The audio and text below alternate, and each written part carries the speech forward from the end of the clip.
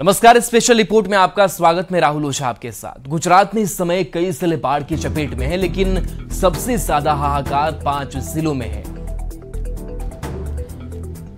तो ये तस्वीर आपको दिखा रहे हैं जहां गुजरात की ये कई इलाके जो जलमग्न नजर आ रहे हैं।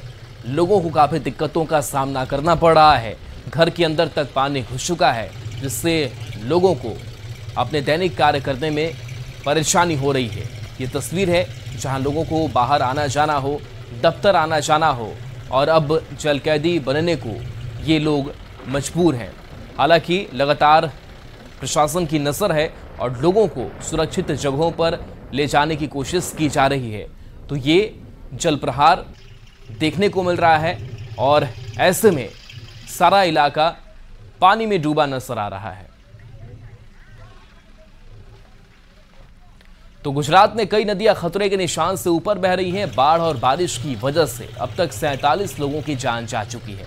इस समय गुजरात में सेना, एनडीआरएफ, एसडीआरएफ के जवान लगातार रेस्क्यू ऑपरेशन में जुटे हैं। गुजरात के इन 6 जिलों से आई तस्वीरों में आप देख सकते हैं कि कैसे लोग जल प्रलय से जूझ रहे हैं।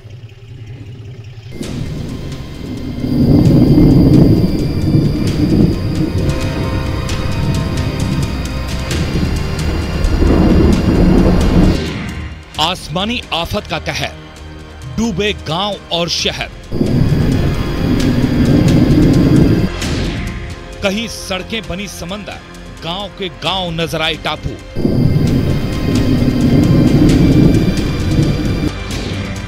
बारिश और बाढ़ का विकराल रूप, हर जगह जल तांडव। गुजरात में भारी बारिश की वजह से कई जिलों में बाढ़ ने कोहराम मचा दिया।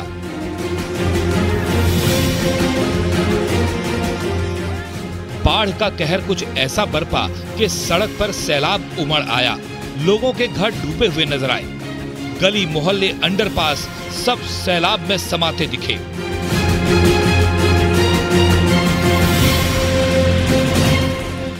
गुजरात के गिर सोमनाथ में बाढ़ ने कोहराम मचा दिया। इन तस्वीरों में देखिए कैसे प्राचीन माधवराव जी मंदिर सैलाब में समाया दिख रहा है। बीते कई दिनों से माधवराव जी मंदिर पानी में डूबा है। मंदिर की मूर्ति से 5 फीट ऊपर तक बहाव दिख रहा है। गिर जंगल में भारी बारिश की वजह से नदियों में उफान है, जिसके बाद किनारे के इलाके डूब गए हैं। गुजरात के अरवल्ली में भी बाढ़ से हाहाकार मचा है। वहां मालपुर का स्वयंभू रखोडेश्वर महादेव मंदिर जलमग्न हो गया। मंदिर के चारों तरफ बाढ़ का भयानक मंजर दिखा। दरअसल भारी बारिश के बाद वात्रक नदी में जलस्तर बढ़ गया, जिसकी वजह से किनारे पर बना ये मंदिर बाढ़ में समा गया। महादेव मंदिर के आसपास करीब 1 किलोमीटर तक पानी ही पानी नजर आ रहा है। गुजरात के कच्छ में बारिश ने भयानक तबाही मचाई। घरों में पानी घुसने से लोगों का जनजीवन बुरी तरह प्रभावित हो गया। सड़कों पर 3 से 4 फीट पानी भर गया। गांव और मोहल्ले डूब गए। सबसे ज्यादा परेशानी अबडासा के ग्रामीण इलाकों में दिखी। करीब 2200 की आबादी वाला लाला गांव भी बाढ़ के पानी में डूबा नजर आया। यही नहीं, गांव के सभी रास्तों पर कमर तक पानी भरा दिखा। गुजरात के कच्छ में क्या इंसान क्या बेजुबान, सभी कमर तक भरे पानी में बाढ़ से संघर्ष करते दिखे। कच्छ में बाढ़ ने लगभग हर जगह कब्जा कर लिया। गलियों और सड़कों पर सैलाब दिखा तो वहां से कई अंडरपास डूबे हुए नजर आए। हालात ऐसे हो गए थे कि लोग बेबस हो गए। अब आप गुजरात के खेड़ा की तस्वीरें देखिए। भारी बारिश की वजह से यहां भी हाल बेहाल हो गया। घरों में बारिश का पानी भरने से अंदर रखा सामान बर्बाद हो गया। लोग घरों की छतों पर रहने के लिए मजबूर हो गए। गुजरात के खेड़ा की सोसाइटी में बाढ़ ने कब्जा कर लिया। घरों में पानी घुस जाने से लोगों का लाखों का नुकसान हो गया। घरों में रखे फर्नीचर, बिजली के सामान सब डूबे हुए नजर आए। पोरबंदर में भी भारी बारिश के बाद चारों तरफ सैलाब नजर आया। क्या शहर क्या गांव, हर जगह रास्ते डूबे हुए नजर आए। ग्रामीणों को अपने मवेशियों की चिंता हो गई, क्योंकि वो भी बाढ़ के पानी में डूबे दिखे। गुजरात के पोरबंदर में बाढ़ बारिश ने तबाही मचाई। पूरा इलाका पानी में डूब गया। ड्रोन से बनाए गए वीडियो में आप देख सकते हैं कि चारों तरफ पानी ही पानी नजर आया। पोरबंदर में सैलाब के प्रहार की एक और तस्वीर देखिए। नदी पर बना पुल तहस नहस हो गया। गुजरात में रेस्क्यू टीम भी लोगों को बचाने में कोई कोर कसर नहीं छोड़ रही। उफनते सैलाब के बीच हेलीकॉप्टर के जरिए लोगों को बचाने की कोशिश में हमारे जवान जी जान से जुटे हैं।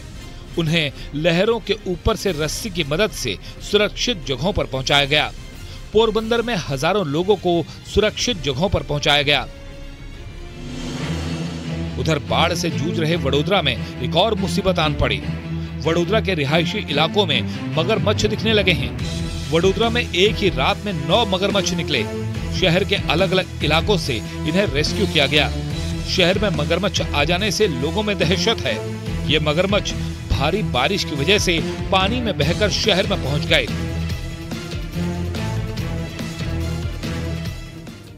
गुजरात के कई जिलों में हर तरफ तबाही दिखी। लोगों के घरों में पानी भर चुका है। सैलाब की रफ्तार ने रास्तों को तोड़ दिया है। लोग बस अपने उम्मीदों पर पड़ी कुदरत की मार की तस्वीरों को निहार रहे हैं। इसके अलावा उनके पास कोई रास्ता नहीं बचा। फिलहाल इन लोगों के सामने सबसे बड़ी चुनौती है सैलाब के जाने के बाद बीमारियों से खुद को बचाने की।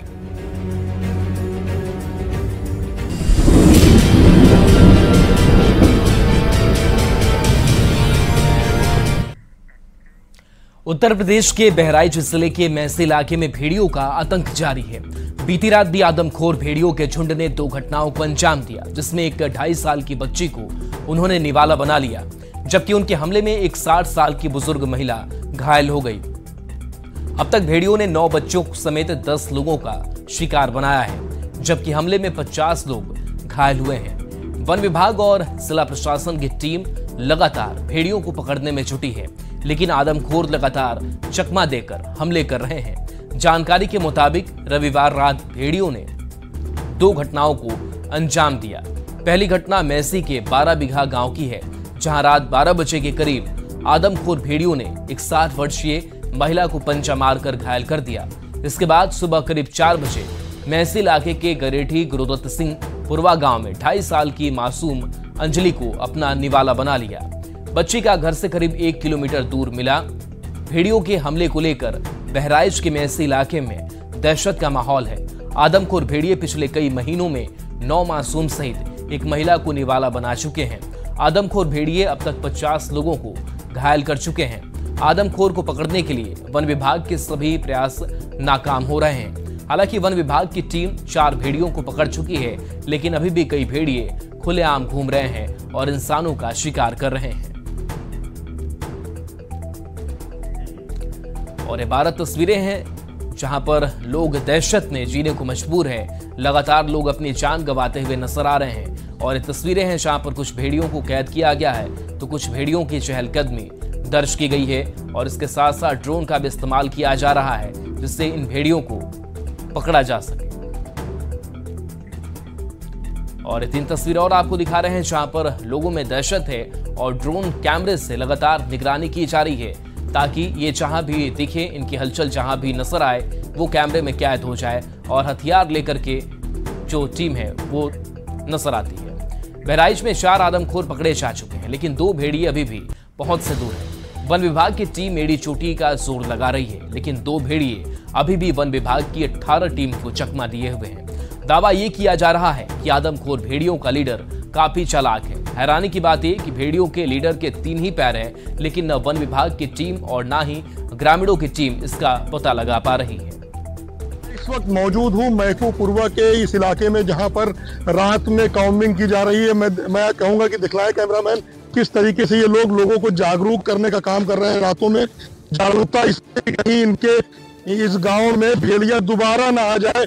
आप देखिए किस तरीके से ये लोग जो है वो खेतों में गन्ने के खाका लगा रहे हैं कि कहीं इस खेत में आदमखोर भेड़िया बैठा ना हो, और बैठा होगा तो वो गांव के लिए नुकसानदेह होगा, फिर किसी बच्चे पे हमला कर देगा या किसी आदमी पे हमला कर देगा। इसलिए उसको भगाने का प्रयास किया जा रहा है। जहां भी गन्ने के खेत नहीं मिलते हैं, गन्ने के खेतों में इनकी लाठियां चलने लगती हैं, कोई गोला दागने लगता है। हर तरीके से ये लोग आदमखोर भेड़िए को भगाने की कोशिश कर रहे हैं। कहीं इन्हीं चूंकि ये घाघरा कछार का बिल्कुल इलाका है, मैची तहसील का, इन्हीं गन्ने के खेतों में वो आदमखोर भेड़िया हो सकता है। इन लोगों के हाथों में लाठियां हैं। क्या कर रहे हो आप लोग यहाँ पर? यहाँ पे देख रहे हैं। क्या देख रहे हो?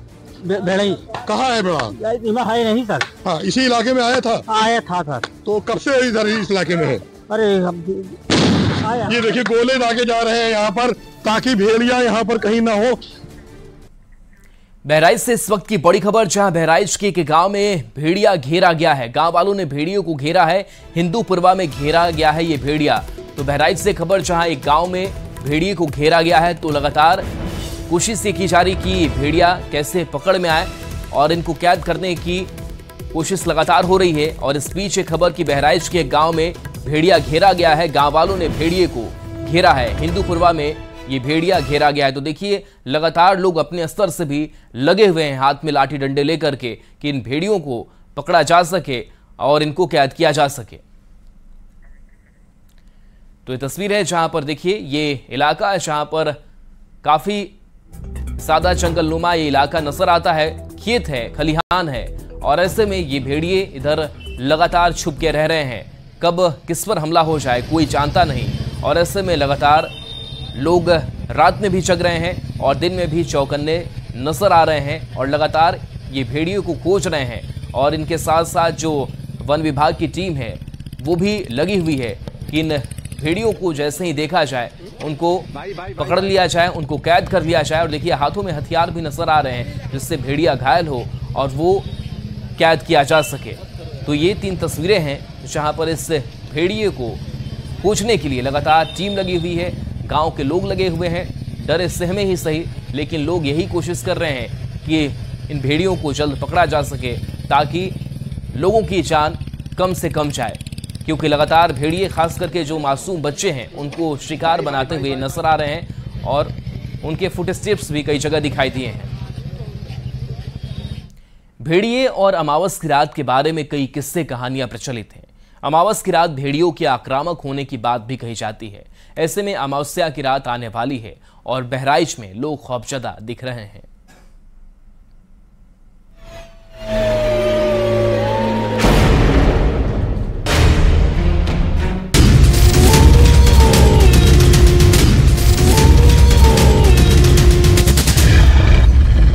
बहराइच की महसी तहसील में खूंखार भेड़ियों की दहशत बरकरार है।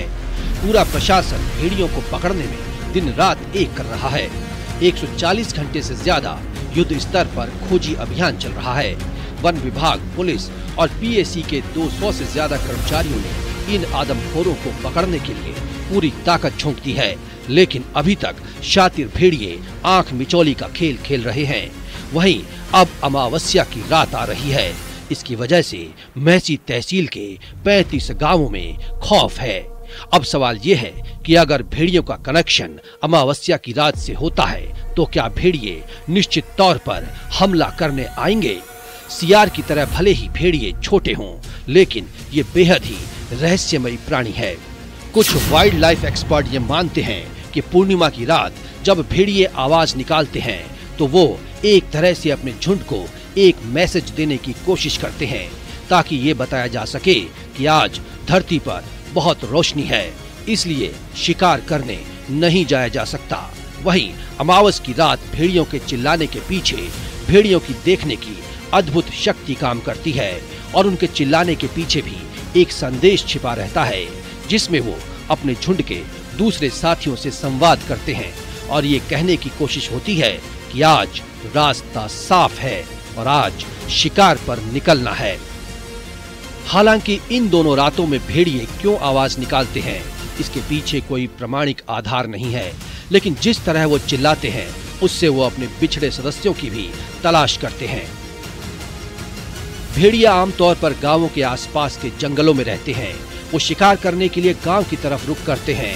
अगर भेड़िया एक बार मानव बस्ती से शिकार कर लाता है तो उस इंसानी खून की गंध की वजह से दूसरे भेड़िए भी उसी दिशा की ओर निकल पड़ते हैं।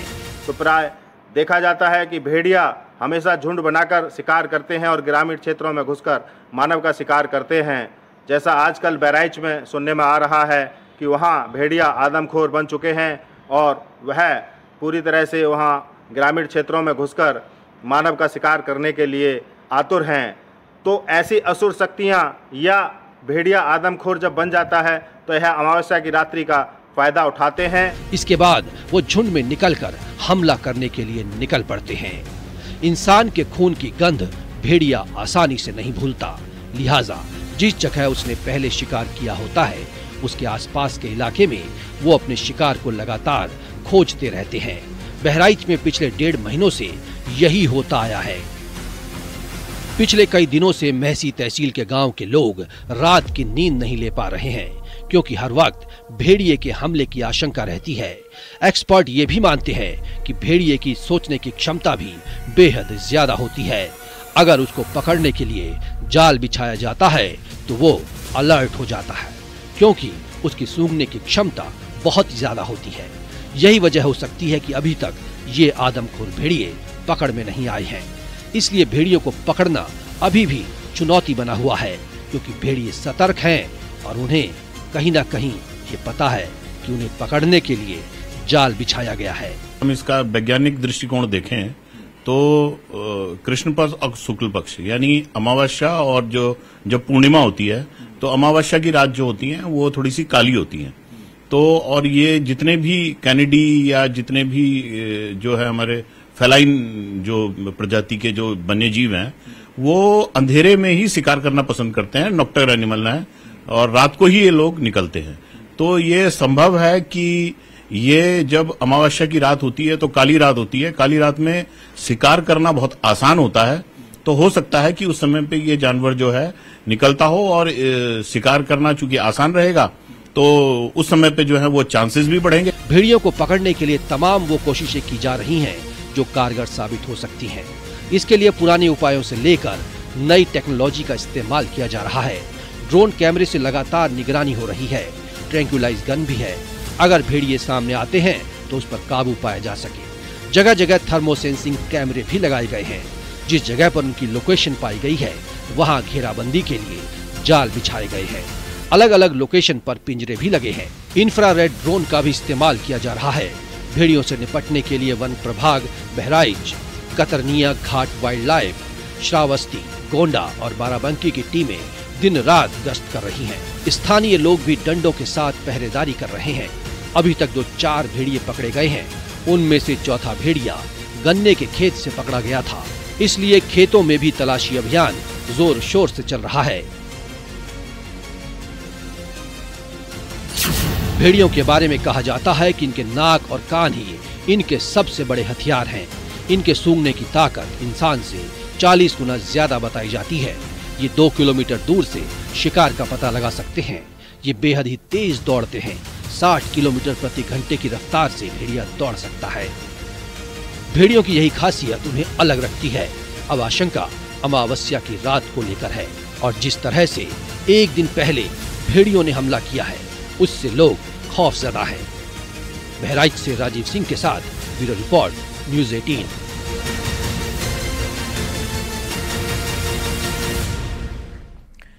उत्तर प्रदेश के बहराइच में आदमखोर भेड़िए के आतंक के बाद अब लखीमपुर खीरी जिले में बाघ आफत बन बैठा है।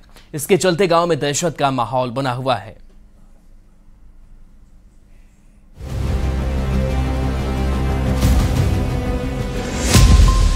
लखीमपुर में खूनी पंजों का जोर, कैमरे में दिखा खूंखार आदमखोर। भेड़ियों की जो दहशत इस वक्त बहराइच की जनता महसूस कर रही है, कुछ वैसा ही हाल इस वक्त लखीमपुर के लोगों का है। लेकिन लखीमपुर में लोगों की दहशत की वजह भेड़िए नहीं, बल्कि वो बाघ है जो बेखौफ होकर लोगों का शिकार कर रहा है। दावा किया जा रहा है कि ये बाघ 1 महीने में 4 लोगों को अपना निवाला बना चुका है। यही वजह है कि बाघ पर शिकंजा कसने के लिए जगह जगह पिंजरे लगाए जा रहे हैं। पिंजरे के आसपास से तो गुजरा है लेकिन पिंजरे की तरफ गया नहीं है। तो हम लोगों की आज फिर से वही स्ट्रैटेजी है कि ड्रोन से और एक बार निगरानी करेंगे ताकि वो उस एरिया से बहुत ज़्यादा की तरफ कोई बहुत ज़्यादा जो है कोई मूव ना करें और उसको उसी एरिया में रखा जाए, और थोड़ा बहुत हम पिंजरे के पोजीशन ये सब चेंज करेंगे ताकि जो है टाइगर पकड़ में आए। बताया जा रहा है कि जंगल के इलाके से निकलकर ये बाघ बीते 1 महीने से इमलिया गांव और उसके आसपास के इलाकों में घूम रहा है।